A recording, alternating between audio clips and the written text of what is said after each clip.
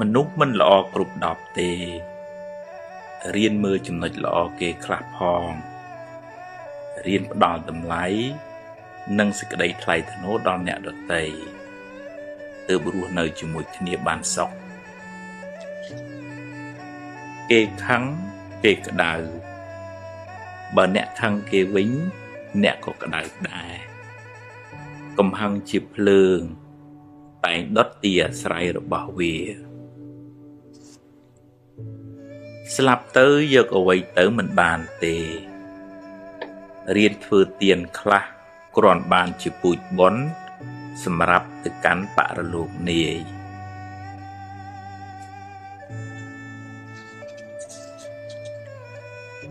ហួងហែងច្រើនទុកក៏ច្រើនដែរ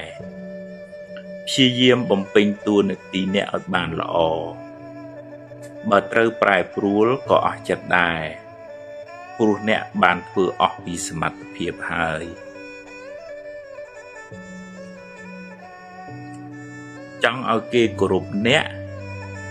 ត្រូវចេះគោរពគេមុនរៀនផ្ដល់តម្លៃសេចក្តីថ្លៃថ្នូរដល់មនុស្សសត្វអ្នកនឹងបានទទួលសេចក្តីសុខមកវិញ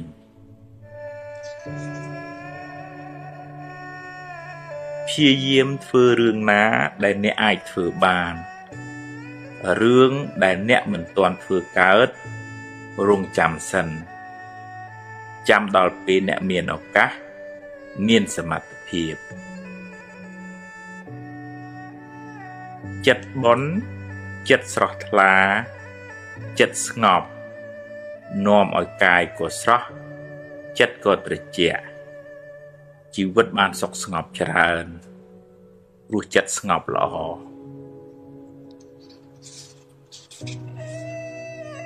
គ្មាននរណាជៀសផុតពីការនិន្ទាទេសូម្បីតែព្រះពុទ្ធកុំសូវយកពាក្យគេមកបំផ្លាញសេចក្តីសុខក្នុងចិត្តអ្នកឡើយធ្វើទានជួយសង្គ្រោះពេលគេមានទុក្ខអ្នកបានបុណ្យផងបានការរាប់អានផងបានដាំពូជជាអ្នកមានទ្រព្យច្រើនផង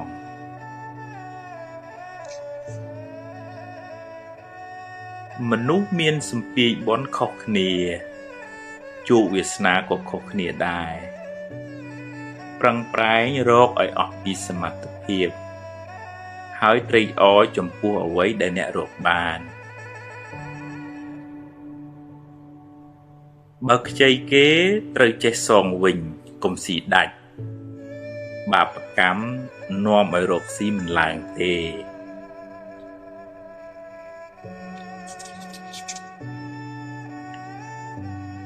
កុំយកមុខយកមាត់តែម្នាក់ឯងចែកគេខ្លះផងទើបធ្វើការជាមួយគ្នាបានយូរកុំយកពាក្យសម្ដីលាមករបស់គេមកគិតហើយដេកកើតទុកឡើយមាត់គេចិត្តគេខាត់គេមិនបានទេរឿងថ្ងៃស្អែកមិនទាន់មាននៅឡើយទេចាំស្អែកចាំជួបកុំព្រួយហួសហេតុពេកបើបុណ្យមាននឹងជួបរឿងល្អអតីតកាលបានកន្លងហួសទៅហើយកុំស្ដាយអីព្រោះបើស្ដាយទៅក៏កែអ្វីមិនបានដដែលយកវាជាមេរៀនហើយដើរទៅមុខកុំងាកក្រោយញឹកពេក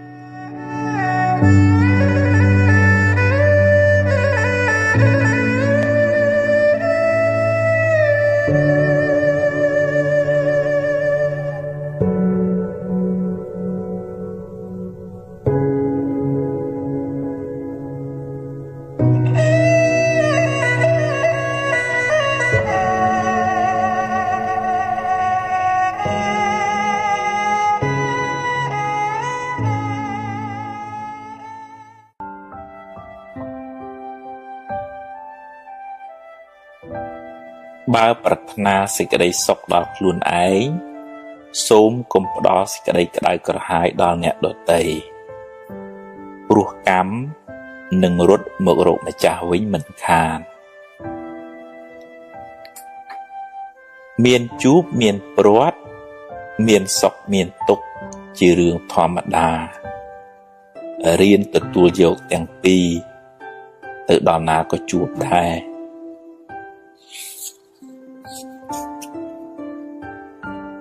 កុំកំណាញ់ពាក្យលើកទឹកចិត្តពេលគេធ្វើបានល្អអ្នកបានបុណ្យផងបានមិត្តភាពផងបានជួយពង្រីកអំពើល្អផង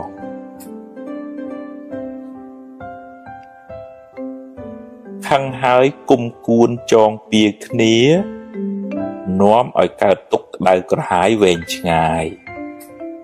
កំណើតវិលវល់កើតមកជាសត្រូវនឹងគ្នាបើខឹងឲ្យឆាប់បាត់កុំចងពៀគ្នា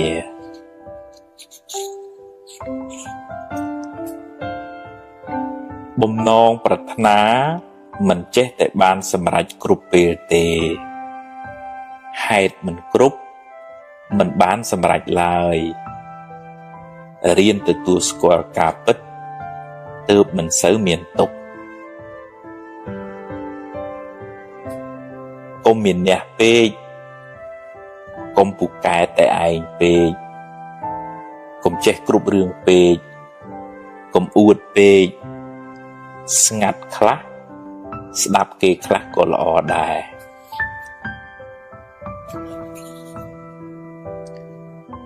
និយាយច្រើនតែអត់ប្រយោជន៍យូរទៅអស់តម្លៃខ្លួនឯងពាក្យពិតពាក្យមានប្រយោជន៍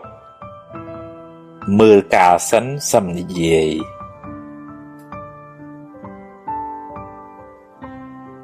ខឹងក្រោតច្រើនមួម៉ៅច្រើនទុកក៏ច្រើនបើខឹងឲ្យឆាប់បាត់កុំគុំទុកក្នុងចិត្តអីរៀនដូរចិត្តដូរអារម្មណ៍ដូររឿង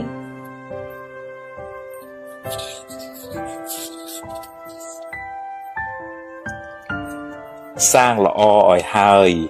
កុំចាំថ្ងៃស្អែកជីវិតមិនទៀងទេខំសាងបុណ្យបានជាទ្រព្យជាប់តាមខ្លួនទម្លាប់និយាយដោយចិត្តមេត្តាដោយពាក្យពីរោះពិសាហើយមើលពេលផងអ្នកបានបុណ្យផងបានមិត្តភាពផង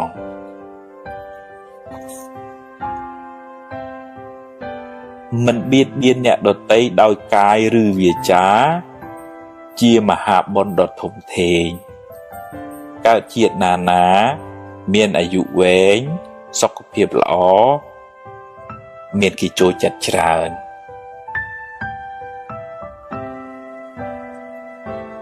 អត់ធន់ចំពោះការលំបាកអត់ធ្មត់ចំពោះពាក្យសម្ដីអ្នកដទៃអត់ឱនចំពោះទោសកំហុសទាំងឡាយ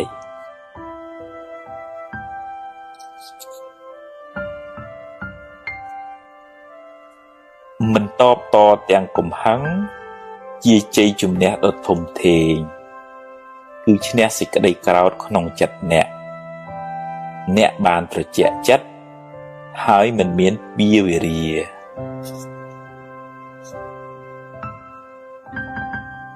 អុចអាលឲ្យគេឆ្លោះគ្នា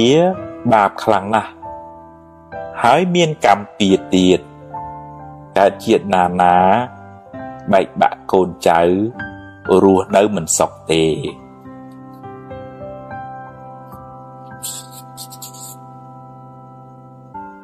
ពេលនិយាយស្ដី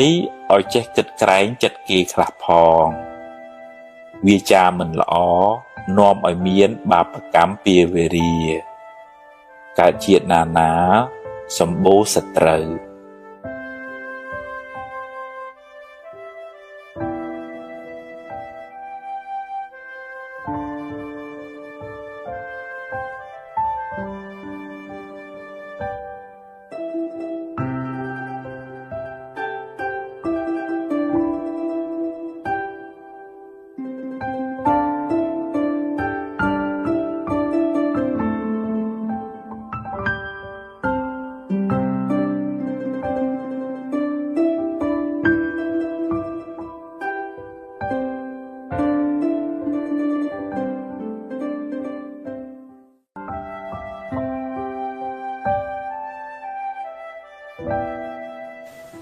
ហាផ្លូវចិត្តភាគ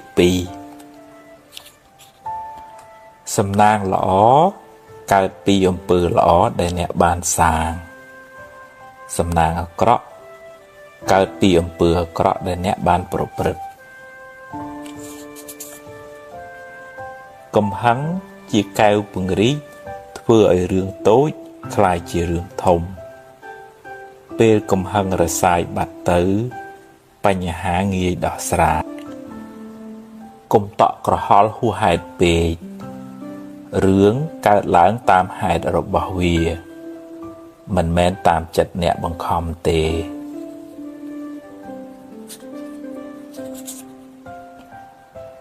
រៀនដោះលែងខ្លួនអ្នក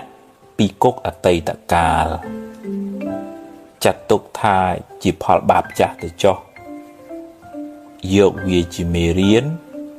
រួចដើរទៅមុខទៀតកុំងាកក្រោយញឹកពេកការស្ដីបន្ទោសខ្លួនឯងញយជាការបើកផ្លូវឲ្យរឿងពីអតីតមកដុតចិត្តអ្នកឲ្យក្តៅម្ដងហើយម្ដងទៀត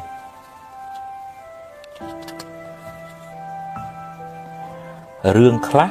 ស្ដាប់ត្រចៀកម្ខាងចេញត្រចៀកម្ខាងក៏ល្អដែរព្រោះជារឿងអត់ប្រយោជន៍គិតច្រើននាំឲ្យក្តៅក្រហាយចិត្តដរាបណានៅមានជីវិតកុំទាន់អស់សង្ឃឹមផ្ដល់ឱកាសឲ្យខ្លួនឯងម្ដងទៀតចាប់ផ្ដើមសារជាថ្មីព្យាយាមបំពេញភារកិច្ចអ្នកឲ្យអស់ពីសមត្ថភាពនៅថ្ងៃនេះរឿងថ្ងៃស្អែកចាំជួបពេលខឹងកុំអាលនិយាយចាំត្រជាក់ចិត្តសិននិយាយក៏មិនទាន់ហួសពេលដែរសាងល្អពីក្មេងវ័យនាំលាភជ័យក្នុងជីវិតអំពើល្អជួយការពារភយន្តរាយទាំងឡាយហើយនាំអ្នកឲ្យដើរក្នុងផ្លូវត្រូវចង់ដឹងពីចរិតពិតរបស់មនុស្សចាំមើលពេលមានអំណាចក្នុងដៃអ្នកខ្លះបានតួនាទីហើយភ្លេចខ្លួនភ្លេចកំណើត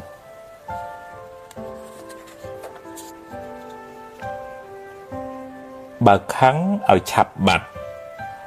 កុំគុំទុកក្នុងចិត្តយូរពេក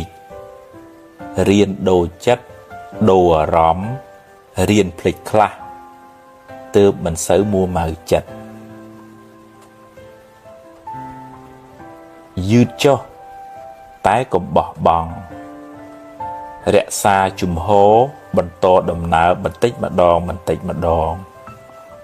គួងដល់គោលដៅដែលអ្នកពងប្រាថ្នា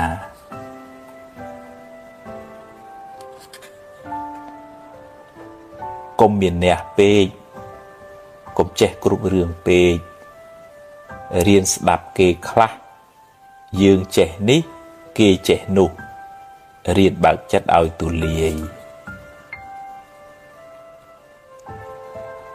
កុំទម្លាប់បង្អាប់គេហើយលើកខ្លួនឯងគេស្អប់ផងបាបផងមានពៀវេរាផងកើតជាតិណាសម្បូរសត្រូវ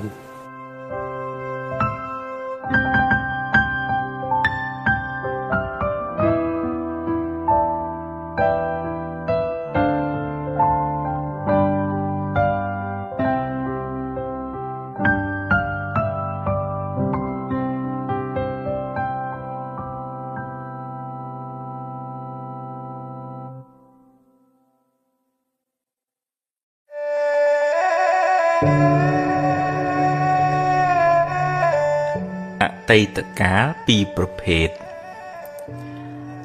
អតីតកាលខ្លះល្អអតីតកាលខ្លះមិនល្អទេជារឿងធម្មតាសម្រាប់ជីវិតមនុស្សម្នាក់ហើយអតីតកាលទាំងពីរនោះបានរលត់បាត់ទៅហើយ អ្នកមិនអាចបកក្រោយទៅកែប្រែវាបានទេ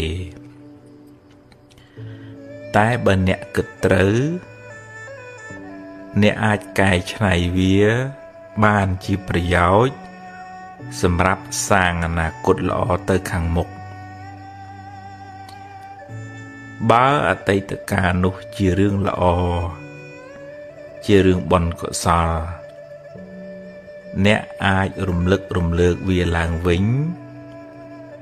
ដើម្បីឲ្យចិត្តបានជ្រះថ្លាម្ដងទៀតបានសប្បាយចិត្តម្ដងទៀតអ្នកក៏ឈ្មោះថាបានធ្វើបុណ្យម្ដងទៀតដែរដែលនៅក្នុងធម៌លោកហៅថាអបរចេតនាឧស្សាហ៍រំលឹកដល់ទានដែលអ្នកបានឲ្យដល់អំពើល្អដែលអ្នកបានសាងរំលឹកឲ្យបានរឿយចិត្តអ្នកបានចម្រើនដោយបុណ្យចម្រើនដោយភាពត្រជាក់ត្រជុំឧបមាដូចជាការចាក់ទឹកដាក់ជីដល់ដំណាំដែលអ្នកបានដាំដំណាំនោះនឹងផ្ដល់ផលកាន់តែច្រើនឡើងតែបើអតីតកាលនោះជារឿងមិនល្អជារឿងអកុសលចាត់ទុកថាវាជាផលបាបចាស់ទៅចោះយកវាជាមេរៀនជាមូលដ្ឋាននៃការប្រុងប្រយ័ត្នលើកក្រោយ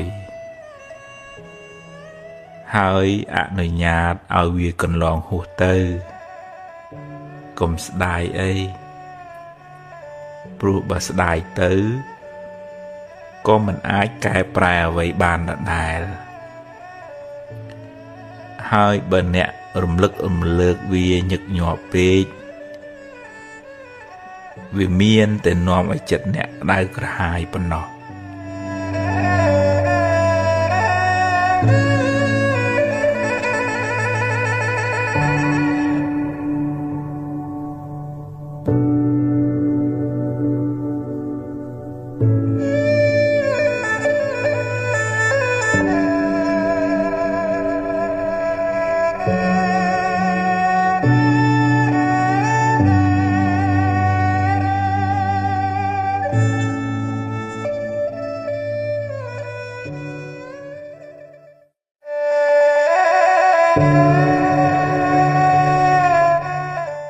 ហួសហើយ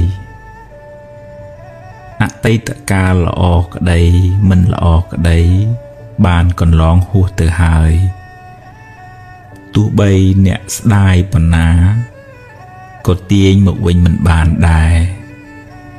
អនុញ្ញាតឲ្យវាប្រែប្រួលតាមដំណើរនៃធម្មជាតិរបស់វារឿងល្អជាផលនៃកម្មល្អដែលអ្នកបានសាងរឿងមិនល្អ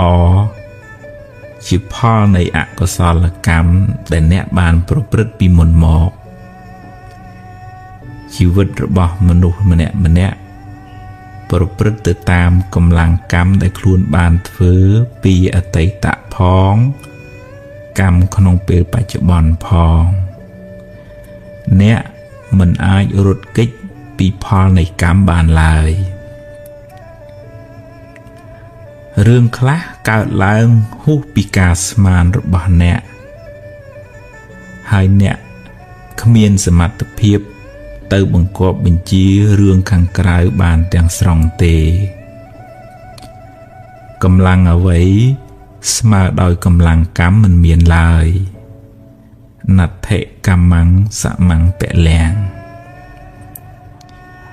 បើមានហេតុគ្រប់គ្រាន់រឿងនឹងកើតឡើងអ្វីមិនមែនជារឿងចៃដន្យទេ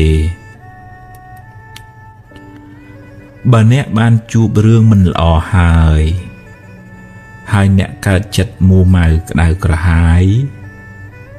អ្នកបានបង្កើនទុក្ខនោះឲ្យមានទម្ងន់ទ្វេដងរឿងក៏អាក្រក់ ចិត្តក៏មួម៉ៅទុកទាំងកាយទុកទាំងចិត្តណាស់ហើយចុះរឿងបានកន្លងផុតទៅហើយចាត់ទុកជាមេរៀនជាបទពិសោធន៍សម្រាប់ការសម្រេចចិត្តលើកក្រោយចាប់ផ្ដើមសារជាថ្មីគិតរឿងថ្មីនិយាយរឿងថ្មីធ្វើកិច្ចការងារថ្មីលទ្ធផលក៏បានថ្មីដែរអតីតកាលមិនមែនជាផ្ទះសម្រាប់អ្នកនៅទេវាគ្រាន់តែជាស្រមោលទេតើតែបើរឿងអតីតកាលនោះជារឿងល្អជារឿងបុណ្យកុសលអ្នកអាចចងចាំនិងរំលឹករំលើកដល់អំពើល្អនោះរឿយៗដើម្បីឲ្យចិត្តបានរីករាយម្ដងទៀតបានបុណ្យម្ដងទៀត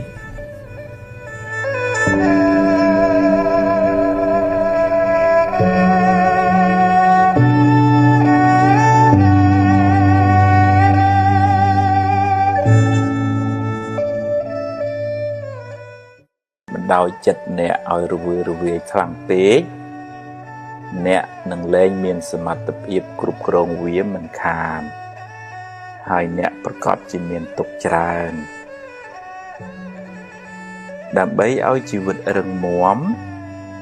អ្នកត្រូវរៀនធ្វើជាប៉ូលីសតាមដានចិត្តអ្នកបើចិត្តទៅណាគិតរឿងអី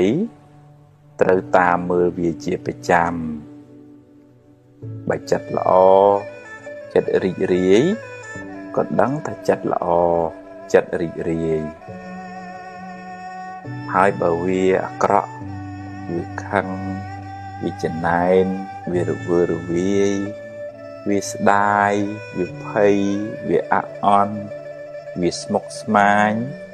ក៏យើងដឹងថាវាកំពុងតែស្មុគស្មាញហើយក៏កុំបន្ទោសខ្លួនឯងថាម៉េចក៏ស្មុគស្មាញធ្វើអីចិត្តវាតែងតែអញ្ចឹងឯងគ្រាន់តែទម្លាប់ទាញវាមកគិតរឿងល្អរឿងត្រូវវិញឲ្យវាមានខន្តីមានអត់ឱនយោគយល់មានមេត្តារស់រាយស្រស់ស្រាយឲ្យវាមានបញ្ញាស្មារតីហ៊ានទទួលយកការពិតទាំងឡាយក្នុងជីវិតទាញវាឲ្យបានរឿយរហូតសតិស្មារតីយើងមានកម្លាំងខ្លាំងជាងធាតុអាក្រក់ទាំងឡាយក្នុងចិត្តយើងក្លាយជាម្ចាស់គ្រប់គ្រងចិត្តយើងមិនសូវគិតរឿងផ្ដេសផ្ដាស់ទេព្រោះយើងតាមដានវារហូតអ្នកណាអាចធ្វើជាម្ចាស់ចិត្តបានទើបអាចបានសេចក្តីសុខច្រើនក្នុងជីវិតនេះ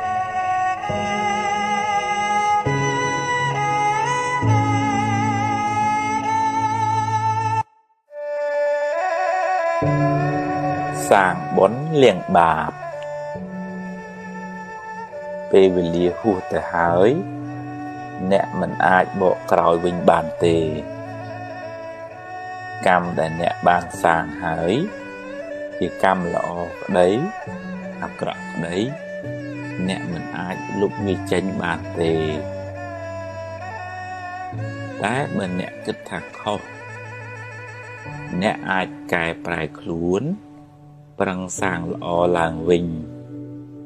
អ្នកបានជាមនុស្សប្រសើរជាងមុនតែបាបនៅតែជាបាបដដែលព្រោះអ្នកបានធ្វើវារួចហើយបើសម្លប្រៃចាក់ទឹកទៅវានឹងសាបបន្តិចតែជាតិប្រៃវានៅតែជាជាតិប្រៃដដែលវាមិនរត់ទៅណាទេគ្រាន់តែលាយទឹកច្រើនយើងលែងសូវដឹងប៉ុណ្ណឹងយ៉ាងណាមិញបើជ្រុលជាសាងអាក្រក់ទៅហើយ ត្រូវប្រឹងសាងល្អវិញឲ្យបានច្រើនហើយមិនបាច់ដេកកើតទុកស្ដាយក្រោយទេនាំតែបានបាបថែមពេលណាសមគួរកម្មនឹងឲ្យផលហើយព្រមទទួលទៅកម្មយើងទេគ្មានអ្នកណាមានឥទ្ធិពលជួយលាងបាបឲ្យអ្នកឡើយសូម្បីតែព្រះពុទ្ធបើអ្នកព្រោះស្រូវក្នុងស្រែហើយបែរជាតិចអុជធូបបន់ស្រន់មិនឲ្យវាដុះវាជារឿងឆោតល្ងងពេកហើយដរាបណានៅតែមានកំណើតកម្មនៅតែតាមចូលប្រឹងប្រែងសាងល្អឲ្យបានច្រើនកុំឲ្យមានវិបដិសារីស្ដាយក្រោយឡើយ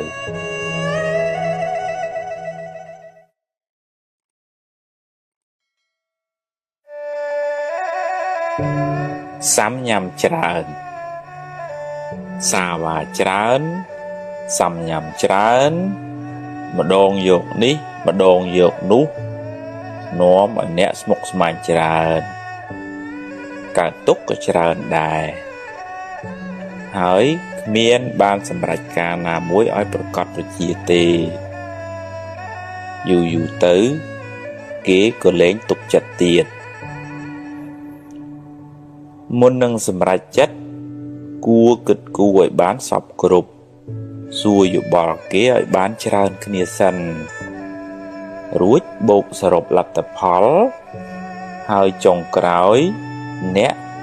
ត្រូវជ្រើសរើសដោយខ្លួនឯងបើរើសយកមួយណាហើយកុំមិនពេនប៉ាយដូរចុះដូរឡើងធ្វើអីចាប់មួយណា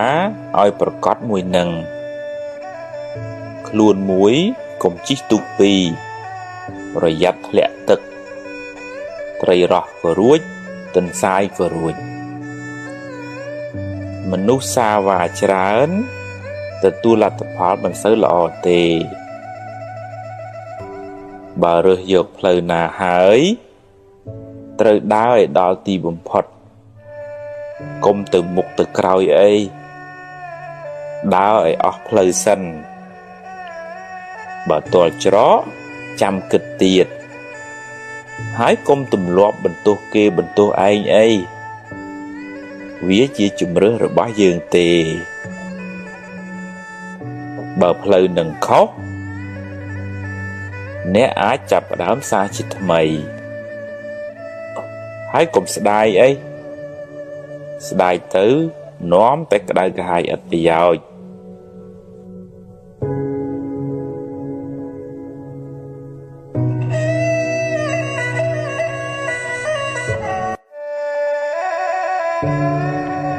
សម្រាមនិងមាសរវាងសម្រាមនិងមាស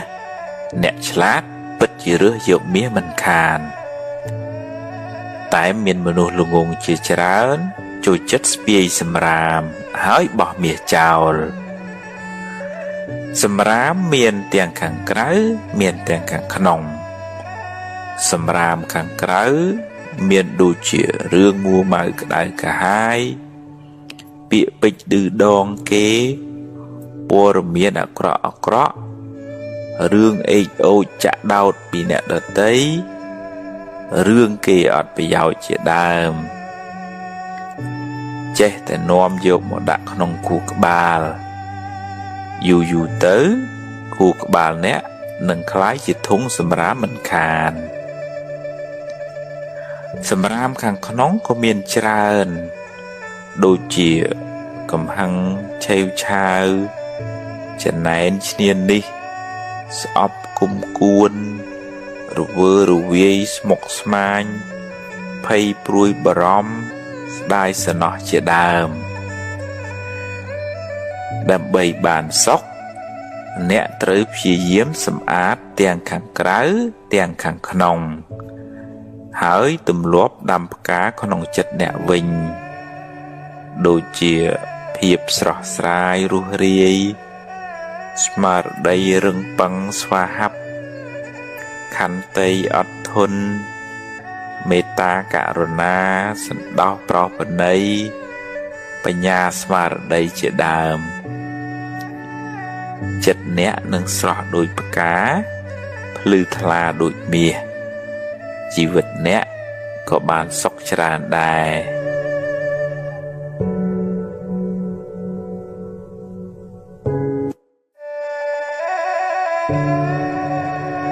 អស់សង្ឃឹម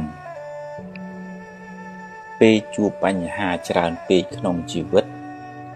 ធ្វើឲ្យអ្នកខ្លះអស់កម្លាំងចិត្តនិងបន្តដំណើរទៅមុខទៀត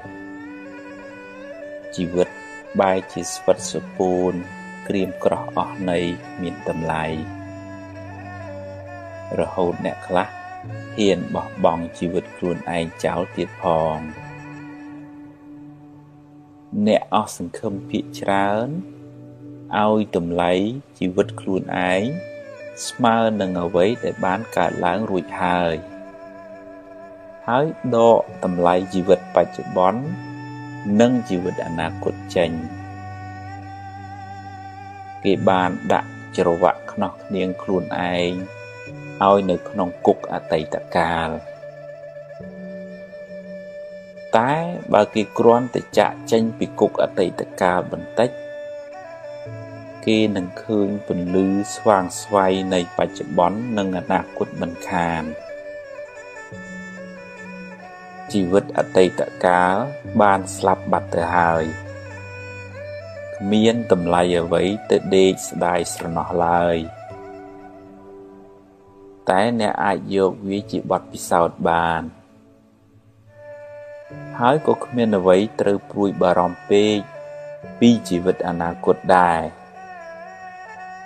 តែអ្នកត្រូវរស់នៅដោយក្តីសង្ឃឹមញញឹមព្យាយាមបំពេញការងារឲ្យអស់ពីលទ្ធភាពពេលបច្ចុប្បន្នចំណែកអនាគតគ្រាន់តែជាលទ្ធផលនៃការប្រឹងប្រែងរបស់អ្នកពីមុនមកនឹងថ្ងៃនេះប៉ុណ្ណោះបើអ្នកនៅតែបន្តក្រៀមក្រំទៀតបច្ចុប្បន្នក៏ក្រៀមក្រំអនាគតក៏រឹតតែក្រៀមក្រំទោះបីរស់នៅបានមួយថ្ងៃទៀតក៏ត្រូវរស់ដោយក្តីសង្ឃឹម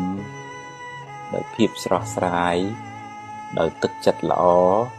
ដោយគុណធម៌ដែរសូមកុំស្លាប់មុនពេលអស់ជីវិតឡើយ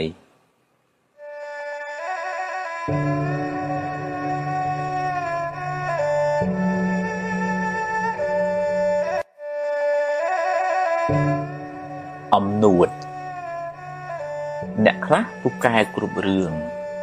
ស្អីក៏ដឹងស្អីក៏ចេះដែរនិយាយឡើងហត់អ្នកស្ដាប់តែមិនសូវបានការអីទេលោងដូចប៉ោតអត់ទឹកអីចឹងអ្នកខ្លះទៀតចេះច្រើនមែនតែអន់បន្តិចអន់ត្រង់ពូកែអួតនឹងតែម្ដង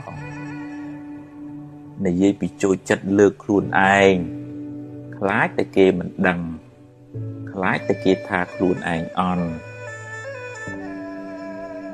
ចំណេះក្នុងលោកនេះមានច្រើនឥតគណនាឧបមាដូចជាទឹកមហាសមុទ្រអីចឹងចំណែកអ្វីដែលយើងចេះស្មើនឹងទឹកមួយដំណក់ប៉ុណ្ណោះតើមានអ្វីត្រូវអួតទៅគួរបើកចិត្តឲ្យទូលាយចេះស្ដាប់គេខ្លះផងកុំនិយាយដូចមានតែឯងហើយកុំនិយាយច្រើនពេកចាំដល់វេនខ្លួនឯងចាំនិយាយហើយនិយាយឲ្យត្រូវរឿងឲ្យត្រូវប្រធានបទផងគុណតម្លៃពិតប្រាកដរបស់អ្នកមិនស្ថិតនៅលើពូកែនិយាយច្រើននោះទេតែស្ថិតនៅលើប្រសិទ្ធភាពការងាររបស់អ្នកគួរចងចាំថាមនុស្សពូកែអួតជាមនុស្សប្រហោងក្នុង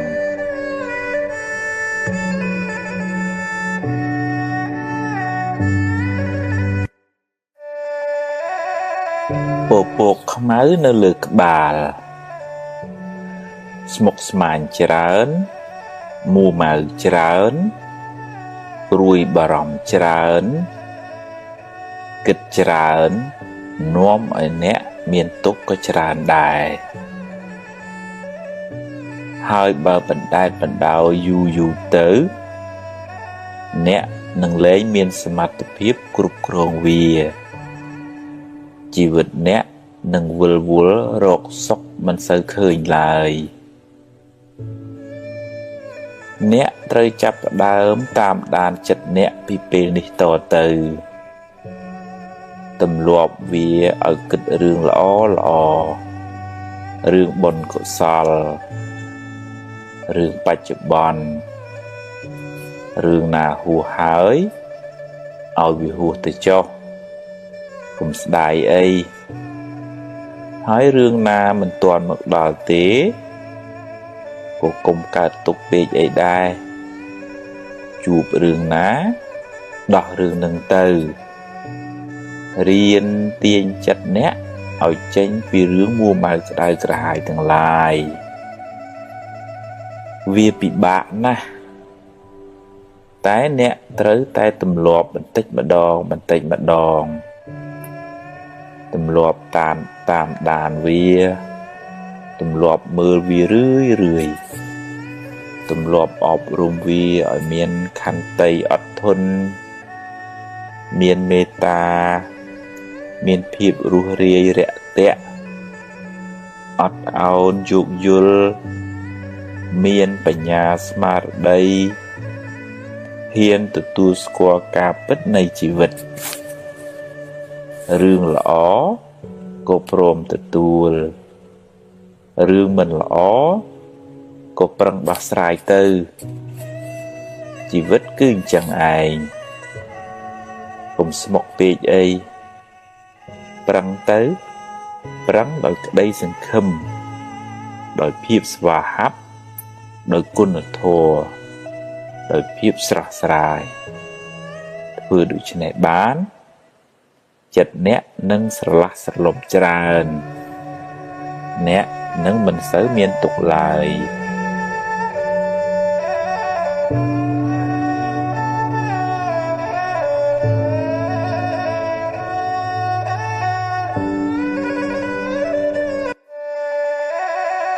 ភ្លើងក្រៅភ្លើងក្នុងពេលគេបោះភ្លើងឲ្យអ្នកបើអ្នកចង់ក្តៅទទួលយកចុះតែបើមិនចង់ក្តៅទេកុំយកអីឲ្យគេយកទៅវិញចុះឬបោះចោលទៅបើគេនិយាយឌឺដងចង់ឲ្យអ្នកក្តៅហើយស្រាប់តែអ្នកក្តៅតាមពាក្យគេមែនមានន័យថាអ្នកធ្វើតាមបំណងសត្រូវអ្នកហើយអ្នកទទួលយកភ្លើងហើយអ្នកក្តៅហើយគេនឹងសប្បាយចិត្តពេលឃើញអ្នកក្តៅអ្នកត្រូវរៀនធ្វើជាមនុស្សទឹកត្រជាក់ពីខាងក្នុងមកបើគេចង់ដុតឲ្យអ្នកក្តៅប្រាប់គេថាយកទៅវិញចុះយើងមិនត្រូវការភ្លើងទេគេនឹងរែកពុនភ្លើងនោះត្រឡប់ទៅវិញគេខឹងគេអាក្រក់ហើយបើអ្នកខឹងគេវិញអ្នកក៏អាក្រក់ដែរទាំងពីរអ្នកមិនសូវខុសគ្នាប៉ុន្មានទេកំហឹងបានដុតបំផ្លាញចិត្តគេឲ្យក្តៅរួលរាលដូចដេកអោបភ្លើងហើយគេចង់យកភ្លើងនោះមកសាចដាក់អ្នកដែរតែអ្នកកុំទៅល្ងងអីគ្មានរឿងអីត្រូវទទួលយកភ្លើងនោះទេឲ្យគេយកទៅវិញចុះឬបោះចោលទៅអ្នកមានតែចិត្តអាណិតអ្នកដេកអោបភ្លើងនោះទៅវិញទេអាណិតណាស់ព្រោះក្តៅអើយសែនក្តៅ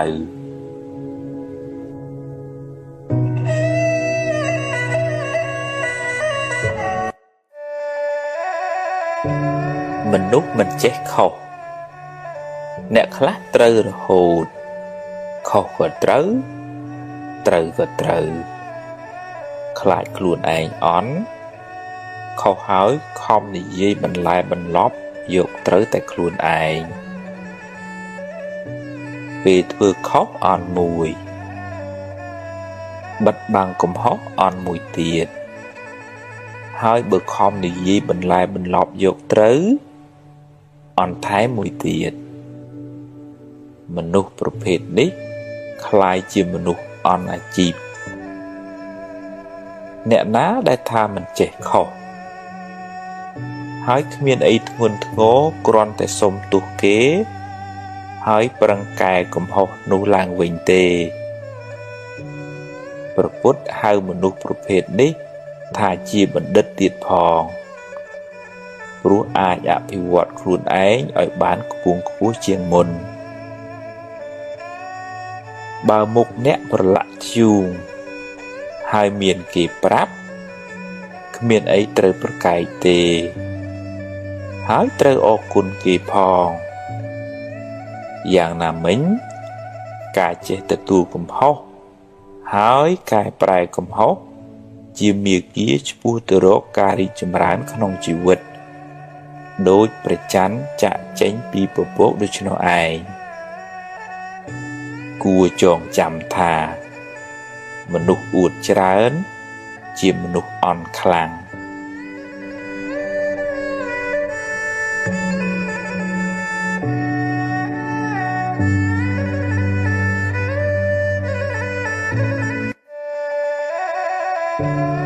រក្សាមាត់អ្នកអាចជាអាវុធដ៏មុតស្រួចចាក់ធ្លាយពីត្រចៀកធ្លុះដល់បេះដូងគេគ្មានចេញឈាមមួយដំណក់ទេតែធ្វើឲ្យគេឈឺចាប់អស់មួយជីវិតក៏ថាបានមាត់អ្នកក៏អាចជាឱសថទិព្វធ្វើឲ្យអ្នកកំពុងតែមានទុក្ខកង្វល់បានធូរស្បើយវិញក៏ថាបានដែរមុននឹងនិយាយទម្លាប់ឆែកមើលបេះដូងអ្នកជាមុនសិនថាតើនិយាយដោយកំហឹងដោយចំណែនដោយបំណងចង់ឌឺដងឲ្យគេឈឺចាប់ឬដោយចេតនាល្អចង់ឲ្យគេបានប្រយោជន៍បើមានចេតនាល្អហើយនិយាយចុះហើយកុំនិយាយច្រើនពេកម្យ៉ាងទៀតត្រូវចេះរកពាក្យសម្ដីណាពីរោះពិសាមកនិយាយផងកុំអាងថាខ្លួនឯងធំខ្លួនឯងជាមេឬក៏កុំអាងថាត្រូវហើយចេះតែលះទៅក៏មិនល្អដែរពេលខ្លះទោះបីយើងនិយាយត្រូវក៏ដោយតែនិយាយទាំងកំហឹងក៏មិនសូវបានទទួលផលល្អដែរបើខឹងកុំអាលនិយាយចាំបាត់ខឹងសិនសឹមនិយាយក៏មិនទាន់ហួសពេលដែររនៀបបាក់យករនៀបជួសសម្ដីហួសរកអ្វីមកជួសពុំបានឡើយកុំទម្លាប់និយាយកាត់គេកុំកាត់ស្មានកុំព្រាវចាំច្បាស់សិនចាំនិយាយបើមិនដូច្នោះទេសម្ដីអ្នកនឹងคล้ายជាសម្ដីស្រូវស្រាលគ្មានន័យខ្លឹមសារចាញ់សំឡេងបាក់សាបាក់សីយំមិនខាន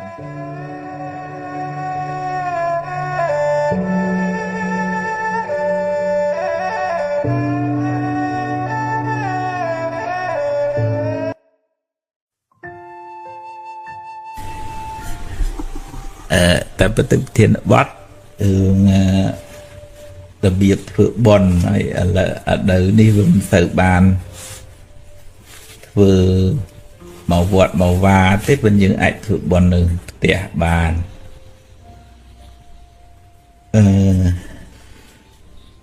បើយើងអាចធ្វើទៀនបានក៏ធ្វើទៅលើញាតិញោមក៏ចូលរួមបន់តាមនេះតាមនោះហ្នឹងតាមវិញតាម ABA បើទៅបន់ហ្នឹងក៏មិនចាំបាច់ថាតល់នៅវត្តដែរយើងមានអីដល់មានម៉ាស់មកប្រអប់ចុះចែកបងប្អូនទៅផ្ញើទៅស្រុកទៅឬក៏មានអកលចឹងទៅអាហ្នឹងជាកាលទៀនធ្វើត្រូវតាមកាលកលៈទេសៈហ្នឹងគេត្រូវការរបស់អញ្ចឹងបើគិតពីទៀនរបស់សប្បុរសគឺទៀនដែលមើលពេលវេលាណាវាត្រូវការអីចឹងប្រើបញ្ញាក្នុងកលៈទេសៈហ្នឹងគេហៅកាលទៀនមួយទៀតបុណ្យទៀនមួយទៀតគិលានទៀនធ្វើទៀនចំពេលគេមានជំងឺ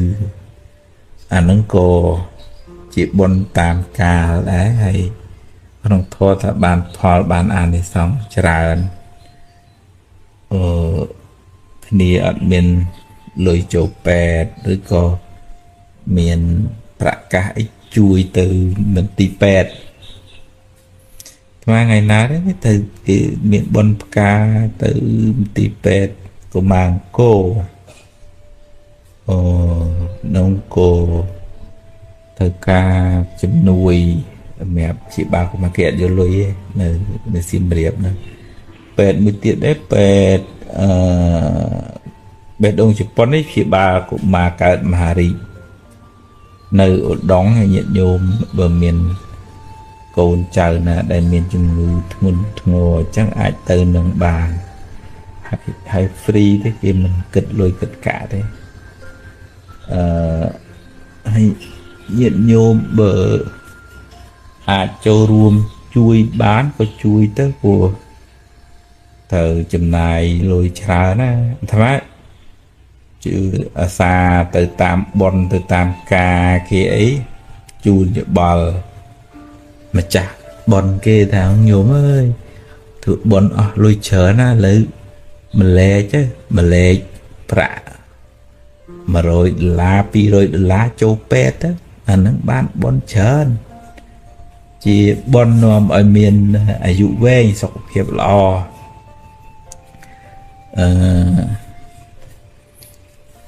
ញាតិញោមឮច្បាស់ណាញាតិញោមណាហើយនឹងការមួយទៀតការក៏អាសាជំរាបជូនកូនកំមុំកូនកន្លោះម្ដាយអីទៅនេះការ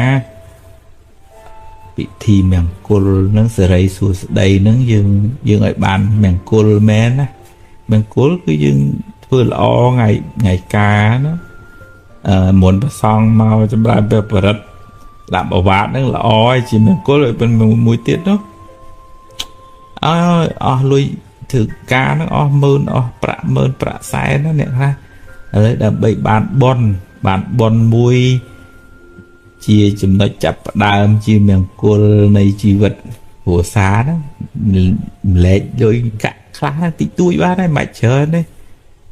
$100-200ទៅចូលមន្ទីរពេទ្យទៅបានកូនមកមានសុខភាពល្អអាយុវែងនិយាយលើកទឹកចិត្តចឹងចុះមិនប៉ុន្តែនេះមិននេះទេវាចឹងមែនបើក្នុងធម៌ថាបើពុកម្ដាយនឹងមានបុណ្យមានគុណធម៌ល្អអានឹងកូនឯមកកើតនឹងជាកូនល្អកូនទេវបុត្រទេពធីតាចុះមកគេមករកពុកម្ដាយល្អចឹងដែរវាដេកស្រូបបើម៉ែឪឆ្លោះប្រកែកផឹកប៉ោឡែទេអ្នកខ្វះបុណ្យគេមកកើតជាមួយទៅណាវាតោយ៉ាទាំងអស់គ្នាទៅដូចព្រះសម្មាសម្ពុទ្ធចឹងព្រះអង្គមុននឹងមកបដិសន្ធិពិចារណាមើលសិនតាថាព្រះអង្គមិនដំបងនៅទេវបុត្រឋ than tổ sắt nó than lơ than trái trăng than bà ân đi đó lơ than bà ân mà choán ông cho máu thì từ cả chỉ mùi nè ná bàn xâm lăng khơi niềng sẽ đẹp hà mì gì thà ô bình niềng lọ chia sẻ tray miền chả ria miền riết miền sâu chẳng mà cao chỉ mùi bình niềng ta bạn sẽ thuộc từ nẹn này chẳng chỉ tệ chia tệ bọt đó nè cồn bụng khu cái xà nữa chọn hướng đường ngồi thì đấy miền miền hướng mùi bởi chia nước ọt miền bọt đây nào thơ mách của mình miền bọt từ bon từ sron tới na của mình miền bọt này bàn mà nó đai chanh vì vàng tới khơi niềng và nè nó cô là này nhà nâu thông là mồm phong đất đầy phong bôi cho cái phong lên nông pua phong ấy điền này điền nữa anh hay sông côn một bên nam man trơn mày đạch nó rồi ta mùi bán được anh miền để trà nhà nữa anh điền nó có lôi muộn tới thắng một trong sông bom sông nừng đầm chơi cái bài bọn quen đó đấy mà đúng ta ôi chắc chăm ơi từ hiệp trong sông nừng nâng mũi đây cái tử sông hiệp trong ấy tam từ đêm từ lọp kia đúng đó nè ai tê và đà đã xa đang chơi nó như hai thả rục cái tê và đà nó thật thì anh mình bán ao niêng đang phóng niêng đang che từ tầm lẹ cầm họ đã anh ai mặc hai bị khai cái lo phật tới rồi đi mà hai sấy nó của mình khơi miên coi bên ấy mà nó chập đàm khẳng mà giá tê và đà đấy ai dứt thò mấy kia xong bán anh xong bán mà anh tự cầm riêng tê và đà một đó mà lược tọp đột phường sầm lót tê và đá nâng đàm chơi nên thằng này tê và đá ấy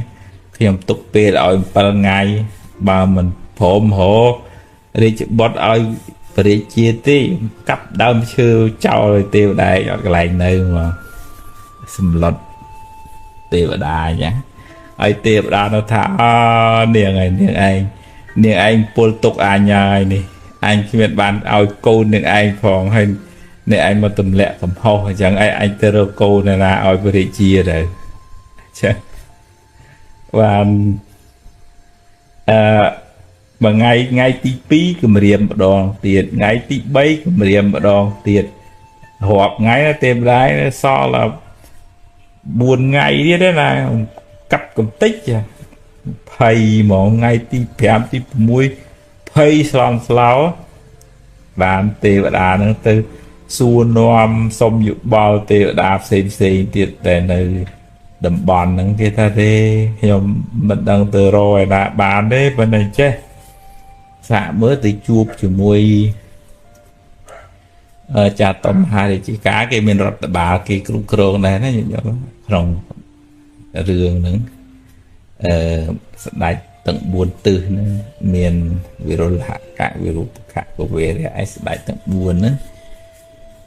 tới chụp là thế nhom đằng chui thì mấy thế mới tới chụp ảnh mới tới đâu ảnh được chui ban tới chụp ảnh bọn ơi bọn mình chui tụm cùng thế tụm cùng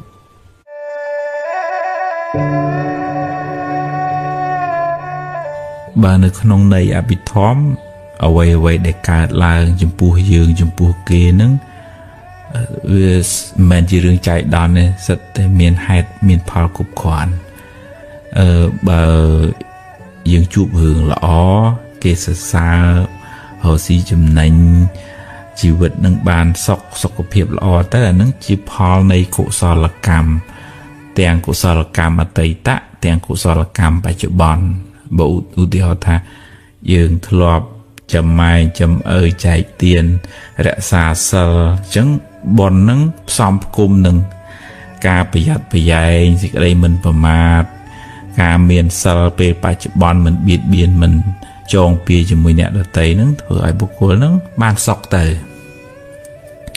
បើផ្ទុយទៅវិញជីវិតហ្នឹងវាអត់អាចនៅថេរជាកុសលវិបាកចឹងរហូតទេវាមានពេលខ្លះជួបរឿងមិនល្អគេស្ដីគេថាគេជេរគេប្រកាច់គេប្រខូចរហស៊ីខាតបាត់បង់ព្រាត់ប្រាសភ្លើងឆេះអីចឹងទៅ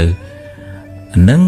មិនចាំបាច់ថានេះយើងសាមញ្ញជនជួបទេសូម្បីតែព្រះសម្មាសម្ពុទ្ធពេលខ្លះក៏ទៅគេជេរគេប្រកាច់គេប្រខូចឬក៏ត្រូវមានពៀតគេប្រមៀលដុំថ្មចេញឈាមអីចឹងទៅអាហ្នឹងឱកាសហ្នឹងជាឱកាសនៃបាបកម្មអកុសលឲ្យផលលោកហៅថាអកុសលវិបាកប៉ុន្តែរឿងអាក្រក់ហ្នឹងកើតឡើងចំពោះព្រះអរិយបុគ្គលព្រះអរហន្តវាប៉ះពាល់តែផ្លូវកាយទេមិនធ្វើឲ្យបតីរបស់ព្រះអង្គកើតទុក្ខទេដោយសារវាអស់នៅសេចក្តីជាប់ជំពាក់ទោមនោះការខឹងក្រេវក្រោធចំពោះអារម្មណ៍ចំពោះរឿងហ្នឹងពីបតីព្រះអង្គអស់ហើយអស់មានគ្រឿងទាស់នឹងហើយចំណែកយើងគ្រប់គ្នាវានៅអញចង់ល្អអញចង់ទៅជួបរឿងគេសរសើរឯង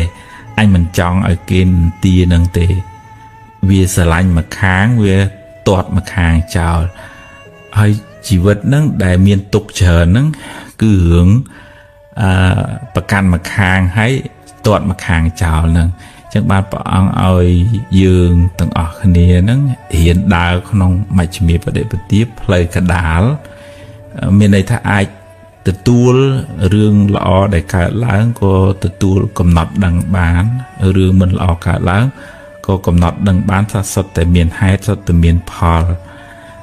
នៅពីក្រោយអ្វីមិនមែនជារឿងចៃដន្យអ្វីមិនមែនថាជីវិតខ្ញុំមិនក៏អភ័ព្វមិនខ្ញុំមានរឿងអញ្ចឹងខុសគេអត់ទេគឺថាមានកម្មពីអតីតផងមានកម្មបច្ចុប្បន្នផងទើបឲ្យមានវិបាកកម្មនឹងយើងមិនដឹងថាយើងមាន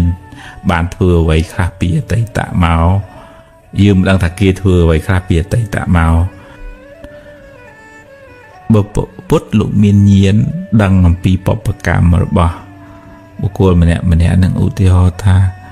ព្រះសង្ឃមួយអង្គនោះមានបច្ចុប្បន្នរហូតដល់160វស្សាហើយបុណ្យរបស់លោកមិនងាយឈឺប្រទេសប្រដាទេដោយសារអានិសង្ឃដែលលោកធ្លាប់ធ្វើជាពេទ្យព្យាបាលព្រះសង្ឃព្រះសម្មាសម្ពុទ្ធអីចឹងបុណ្យហ្នឹងជួយឲ្យមានអាយុវែងហើយមានសុខភាពល្អចំណែកខ្លួនព្រះអង្គក៏ព្រះអង្គដឹងព្រះអង្គក្អួតឈាមបាបកម្មរបស់ព្រះអង្គដោយសារព្រះអង្គធ្លាប់ធ្វើជាពេទ្យដល់ធ្វើជាពេទ្យគេអត់ឲ្យលុយដល់អត់ឲ្យលុយព្រះអង្គដាក់ថ្នាំឲ្យគេក្អួតឈាមឲ្យគេឈឺកាន់តែខ្លាំងឡើងអញ្ចឹងបាបកម្មហ្នឹងធ្លាក់មកលើព្រះអង្គចិត្តនឹងបរិនិព្វានហ្នឹងត្រូវក្អួតខាងលើផងចុះប្របាទខាងក្រោមផង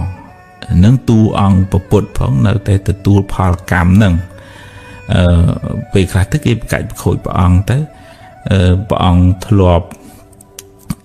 ឃើញព្រះបច្ចេកពុទ្ធដែលជាអ្នកមានគុណធម៌គេគោរពគេស្រឡាញ់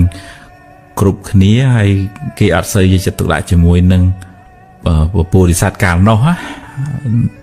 ហើយដូចមានចិត្តមើងងាយចំណែននឹងព្រះបច្ចេកពុទ្ធចោតប្រកាន់មិនដឹងចោលមិនដឹងមនុស្សកាលកណីមកពីណាឃ្លុំស៊ុបទ្រុបពោវចន្ទៀលអាក្រក់អីចឹងទៅណាប្រកាច់ប្រខូចហើយដល់បាបកម្មហ្នឹងធ្វើឲ្យព្រះអង្គត្រូវគេប្រកាច់ប្រខូចវិញទៅក្នុងពេលបច្ចុប្បន្នហ្នឹងនាងចិញ្ចានាងសុន្ទរីអីចឹងជាដើមប៉ុន្តែរឿងរ៉ាវទាំងអស់ហ្នឹងកើតឡើងចំពោះព្រះអង្គមិនធ្លាយចូលដល់ផ្លូវចិត្តរបស់ព្រះអង្គទេព្រះអង្គនៅតែដឹងប៉ុន្តែមិនឲ្យមានសេចក្តីទុកទៅតាមផ្លូវចិត្តពីព្រោះមានកម្លាំងព្រះបញ្ញាមានអកុសលគ្រឿងទាស់ហ្នឹងវាស្ងួតទៅហើយព្រះអង្គកំណត់ដឹងថាកម្មហ្នឹងដែលដល់ពេលត្រូវឲ្យផលត្បិតថាព្រះអង្គជាពុទ្ធក៏ដោយ ប៉ុន្តែព្រះអង្គនៅតែដោះស្រាយនៅតែរកវិធីសាស្ត្រដើម្បីរងាប់បញ្ហានឹងមិនមែនទុកបញ្ហានឹងឲ្យចោលទេរហូតដល់ព្រះរាជាមកជួយដោះស្រាយបញ្ហានឹងដើម្បីបញ្ចប់អធិការនឹងទៅប៉ុន្តែសេចក្តីទុកមិនបានមកគ្របសង្កត់ផ្លូវចិត្តរបស់ព្រះអរិយបុគ្គលព្រះអរហន្តទាំងឡាយទេអញ្ចឹងយើងរៀនកំណត់ដឹងថាអ្វីៗក្នុងโลกនេះមិនមែនកើតឡើងអត់ហេតុអត់ផលទេយើងទាំងអស់គ្នាសន្មតថាជាខ្លួនយើងនេះជាផលនៃបច្ច័យទេដូចជាគៀងដែលអាស្រ័យបច្ចេកអាស្រ័យប្រេងអញ្ចឹងបើបច្ចេកនឹងអស់ទៅប្រេងនឹងអស់ទៅនឹងរលត់ប៉ុនដែលយើងសន្សំមកហ្នឹងបើអស់ទៅរលត់ភ្លឹបតែម្ដងអត់អាចបន្តតវ៉ាឡើងតុលាការអីណាបានទេដូច្នេះហើយយើងគួរមានសេចក្តីជ្រះថ្លានឹងប៉ុនដែលខ្លួនយើងបានរស់នៅមួយថ្ងៃនេះហើយចំណាយពេលមួយថ្ងៃដែលយើងរស់ដោយសារប៉ុនហ្នឹងសាងអំពើល្អធ្វើទានរក្សាសិលចម្រើនមេត្តាប្រឹងប្រែងរកស៊ីទទួលទានហើយបំពេញសេចក្តីល្អតម្រាំដល់ជាគៀងជីវិតនឹងរលត់ទៅយើងខ្ចប់សេចក្តីល្អហ្នឹងទៅតាមជាមួយបើមិនចឹងទេជីវិតរបស់យើងនឹងទៅទេសូនសងហើយខ្ចប់បាបទៅជាមួយទៀតទៅខឹងចំណែនស្អប់គំនុំគុំគួនចងពៀជាមួយអ្នកដតីហ្នឹងខ្ចប់បាបទៅជាតិមុខជាតិក្រោយធ្វើឲ្យកំណើតហ្នឹងដុនដាបចុះទៀបទៅហើយយើងមានបញ្ញាកំណត់ដឹងនៅហេតុផលធ្វើឲ្យយើងរឹងប៉ឹងផឹងផែងហើយមិនអង្គុយសោកសៅទេព្រោះសោកសៅជាបាបថ្មីហើយរឿងមិនល្អដែលកើតឡើងស៊ីខាតឬក៏បាត់បង់អីផ្សេងហ្នឹងអាហ្នឹងជាផលបាបចាស់អញ្ចឹងយើងអត់បង្កើតបាបថ្មីដើម្បីទទួលសេចក្តីទុក្ខបច្ចុប្បន្នផងហើយអាបាបថ្មីហ្នឹងវានាំទុក្ខទៅក្នុងអនាគតជាតិផងយើងទទួលផលកម្មចាស់ធ្វើម៉េចអាហ្នឹងជីវិតហ្នឹងវាត្រូវតែជួបអញ្ចឹងដោះស្រាយទៅហើយដោះហើយចេះប្រូនល្មមថាខ្ញុំប្រឹងអស់ពីសមត្ថភាពខ្ញុំប៉ុណ្ណឹងហើយអាហ្នឹងទើបយើងមិនកើតទុក្ខខ្លាំង